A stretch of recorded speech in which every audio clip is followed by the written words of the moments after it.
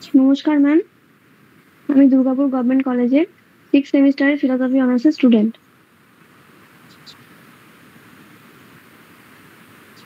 নামটা বলো। আমার নাম টুম্পা মণ্ডল। আমার টপিক হচ্ছে সূত্রকারের যুগ বা সময়কালে দর্শন চর্চা। ভূমিকা: দর্শনের 6টি বিভাগ রয়েছে। সৎ দর্শন: 6টি দর্শন বা জিনিস দেখার উপায়। সাধারণত 6টি পদ্ধতি বা 6টি ভিন্ন চিন্তাধারা বলা হয়। দর্শনের 6টি স্কুল হলো সত্য শিক্ষার 6টি উপকরণ বা সত্যের 6টি প্রদর্শন। প্রতিটি বিদ্যালয় তাদের নিজস্ব উপায়ে বেদের বিভিন্ন অংশকে বিকশিত, পদ্ধতিগত এবং সম্পর্কযুক্ত করেছে। প্রতিটি ব্যবস্থারই তার সূত্রকার রয়েছে, অর্থাৎ একজন মহান ঋষি যিনি বিদ্যালয়ের মতবাদগুলিকে সুবিন্যস্ত করেছিলেন এবং সেগুলিকে সংক্ষিপ্ত শব্দ বা সূত্রে রেখেছিলেন। সূত্রগুলি স্থূল এবং সংক্ষিপ্ত। ঋষিরা তাদের ভাবনাগুলোকে সংক্ষিপ্ত করে তুলেছেন অ্যাফোরিজমে। মহান ঋষি বা ঋষিদের ভাষ্যের সাহায্য ছাড়া এগুলো বোঝা খুবই কঠিন। তাই অনেক ভাষ্যকার বা ভাষাকারের জন্ম হয়েছে। মূল ভাষ্যগুলিতে টক্সো, নোট এবং পরবর্তীতে ভাষ্য রয়েছে।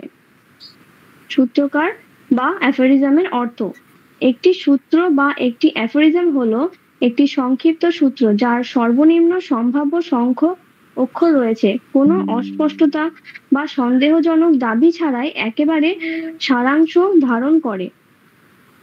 সমস্ত অর্থকে অলিঙ্গন না করেই বা বাধ্য এবং প্রকৃতিতে একেবারে ত্রুটিহীন। সূত্রকার বা অ্যাফোরিজমের উৎপত্তি: সূত্রকার বা অ্যাফোরিজমের রচয়িতাকে বলা হয় যে একজন প্রথম পুরুষ সন্তান পাওয়ার সময় যতটা খুশি হবেন যদি তিনি তার সুদূর প্রসারী শব্দ এবং ধারণার বিমূর্ত সূত্রে একটি অক্ষর কামাতে সক্ষম হন। সূত্র সাহিত্যের সর্বশ্রেষ্ঠ এবং সবচেয়ে নিখুঁত উদাহরণ হলো পরিণীতি রচিত অষ্টাধ্যায়ী নামক সূত্রমালার ধারা। পাণিনি হলেন সমস্ত সূত্রকারের জনক, যাদের থেকে অন্য সকলেই রচনার পদ্ধতি ধার করেছেন বলে মনে হয়। সূত্রগুলি সর্বদা স্মৃতিতে রাখা উপযুক্ত। সংক্ষিপ্ত দাবিতে জ্ঞানের বিশাল পরিমাণ ব্যাখ্যা করার জন্য বোঝানো হয়েছে। 6টি বেদাঙ্গ এবং হিন্দু দর্শনের 6টি পদ্ধতি বিশ্বের সূত্র সাহিত্যের 12টি সেট তৈরি করে। এগুলি ছাড়াও নারদ ভক্তি সূত্র, চান্দিল্য ভক্তি সূত্র ইত্যাদির মতো পরবর্তী রচনা রয়েছেন, যেগুলি ওপরে উল্লেখিত বিখ্যাত সূত্রগুলির সাথে সমান রূপ ধারণ করতে চায়। Thank you ma'am. সুন্দর। এ তো আমি দেখছি যে মানে ফিলসফি ডিপার্টমেন্টের ছাত্রছাত্রীরা এরা তো খুব রিসোর্সফুল। হ্যাঁ, দে আর ভেরি রিসোর্সফুল। যদি আমাদের ছাত্রছাত্রীদের সেই সুযোগ এবং দেওয়া হয় তাহলে কিন্তু এরা সকলেই চিন্তা ভাবনা করা বা উপস্থাপনা করা অত্যন্ত ভালোভাবে করতে পারবে। খুব সুন্দর হয়েছে। হ্যাঁ, প্রত্যেকের প্রেজেন্টেশনে দারুণ হচ্ছে। টুম্পা, ওরম ভয় ভয় তাকিয়ে আছো কেন? একটু হ্যাঁ, একটুখানি ওরকম একেবারে আতঙ্কে ভয় ভয় তাকিয়ে থাকার কিছু নেই। তবে টুম্পাকে আমি বলছি যে এই যে সূত্রের ব্যাপারটা বা কি সুন্দর অ্যাফোরিজমের কথাটা শব্দটাও ও ব্যবহার করেছে, এর জন্যে আমি খুব খুশি হয়েছি। তবে ওইখানটা যদি আরেকটু বলতে বা জানা আছে হয়তো তোমার যে কিরকম ভাবে সূত্রকারদের যখন সময় তখন একটা কি করা হচ্ছে না গুরু শিষ্যকে ওরাল ট্রান্সমিশন করা হচ্ছে নলেজ, এবং সেখানে মানুষকে কি মনে করা হচ্ছে না একজন ব্যক্তি তিনি কিন্তু সেলফ ইন্ডিপেন্ডেন্ট হবেন, স্বনির্ভর হবেন। স্বনির্ভর এবং শব্দটা আত্মনির্ভর, কিন্তু স্টিল আমি স্বনির্ভরই বলছি, কেন আত্মনির্ভরটা এখন আবার অন্যরকম একটা তার আঙ্গিক জুড়ে গেছে।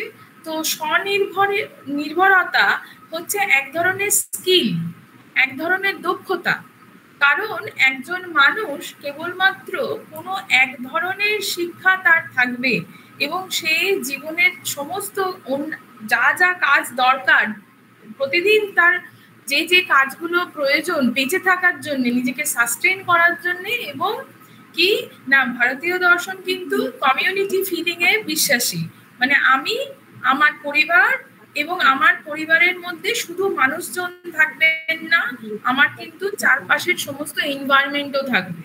তাহলে এই সমস্ত যে সংরক্ষণ করতে পারবে সেই হবে কিন্তু যথেষ্ট মানে যথার্থ অর্থে একজন মানুষ, সম্পূর্ণ মানুষ। তাহলে সেই রকম কিন্তু তৈরি করার দায়িত্বটা কার ছিল না গুরুর ছিল। এবং সেই জন্য তিনি কি করছেন না ঠিক যেরকম গাছ তার শাখা বিস্তার করে ঠিক সেইভাবেই কিন্তু কি করছে না একটাই মানুষকে যদি আমি এমন ভাবে তৈরি করতে পারি যে সে তার শাখা বিস্তার করে সে আরো এই যে জীবনের যে তত্ত্ব, যে কঠিন পরিস্থিতি বা সুখকর পরিস্থিতি দুটোই উভয় একই সাথে সে কিন্তু মেনে নিতে পারবে, চালাতে পারবে, সহ্য করতে পারবে এবং সে ভালোভাবে জীবন কাটাতে পারবে, এই রকম ভাবে তাকে তৈরি করতে হবে। কেমন? তাহলে এই জায়গাটা আরেকটু লিখলে আমার মনে হয় ভালো হতো। কিন্তু এখনো পর্যন্ত যতজন প্রেজেন্টেশন করেছে সবাই কিন্তু খুব সুন্দর প্রেজেন্টেশন করছে। এবার নেক্সট সুমন, তাই তো?